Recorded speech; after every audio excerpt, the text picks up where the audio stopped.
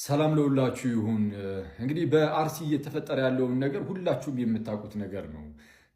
የእግዚአብሔር ሕዝብ ወይም ክርስቲያኑ በጣም አደገኛ በሆነ መልኩ እየተጨፈጨፈ ያለበት ሁኔታ ላይ ነው ያለው። ማለት ሊትራሊ እየተጨፈጨፈ፣ ይሄ ቃል ይገልጸዋል በደንብ። ሕፃናት ሳይቀሩ አደገኛ በሆነ መልኩ እየተገደሉ፣ በጣም በርካታ ክርስቲያኖች ናቸው እየተገደሉ ያሉት። እርግጥ ነው ሰማዕትነት እንግዲህ ለክርስቲያኖች ክብር ሊሆን ይችላል ነውም። ግን ሰማዕትነት ክብር ነው ማለት በሆነው ባልሆነው አጋጣሚ የሆኑ ሰዎች እየተነሱ ይህንን የእግዚአብሔርን ሕዝብ ወይም ክርስቲያኑ የማጽዳት ስራ ይሰራሉ፣ እየጨፈጨፉ ይጨርሷቸው ማለት ግን አይደለም እንዴ። ቤተክርስቲያን እዚህ ምድር ላይ ስትኖር እኮ ለአንድ ታላቅ የሆነ ዓላማ አጀንዳ ነው። ይህም ሕዝቡን ሁሉ ወደ ክርስቶስ መንግስት ለመመለስ ነው። እንዲህ እንዲሆን ደግሞ በህይወት መኖርንም ደግሞ ይጠይቃል።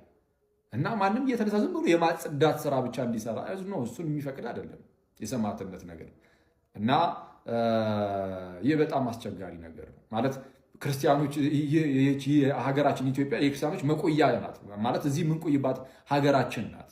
የክርስቲያኖች ብቻ አይደለችም፣ ግን መቆያችንም ጭምር የእኛም ጭምር ናት። ላለፉት ለሺህ ምናምን ዓመታት ለሺህ ዓመታት ሙሉ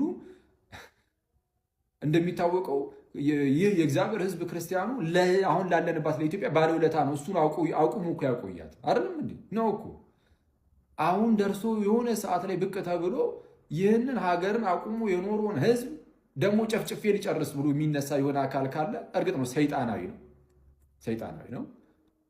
ግን ደግሞ አንደኛ የእርሰን አባቶች፣ ሲቀጥል ደግሞ በዋናነት እንደው ማለት በሀገሪቱ ላይ ሕግ አለ፣ መንግስት አለ። ያ መንግስት ለዜጎቹ ለክርስቲያኖችም ጭምር ማለት ነው ከለላ ጥበቃ ሊያደርግ ይገባል። እና ፕሊዝ ፍትህ ያስፈልገናል፣ ጥበቃ ክለላ ያስፈልጋቸዋል። በአርሲ ላሉ ክርስቲያን ወንድሞቻችን ማለት ነው፣ አባት እናቶቻችን፣ ኢቨን ህፃናቶችም ጭምር። እና በጣም ኮንሰርኒንግ ነው፣ በጣም አስቸጋሪ ነው። እና ፍትህ ነው ልንል የምንችለው ለመንግስቱ።